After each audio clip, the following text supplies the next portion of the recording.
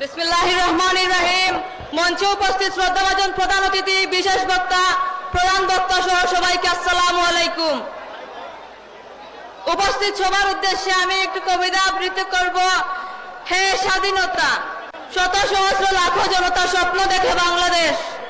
যখন মেজর জিয়া বলেন we revolt, তখন মুষ্টিবদ্ধ হাত থেকে জন্ম নেয় প্রিয় স্বদেশ।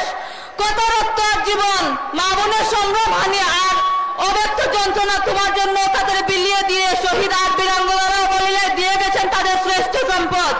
পত্রবল্লভ চারিদিক বেষ্টন করে আগামী শ্রেষ্ঠতর হবে সেই আকাঙ্ক্ষায়, অথচ শঙ্খচিলের দেশে দাপিয়ে বেড়ায় শকুনেরা খালি কুলে।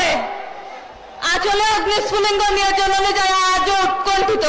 হে স্বাধীনতা, তোমার ছায়া তলে শতকোটি মলিন হাসি খুঁজে ফিরে চলছে শস্যহীন মাঠে তপ্ত করা দাবদাহের জাপসা চুকে।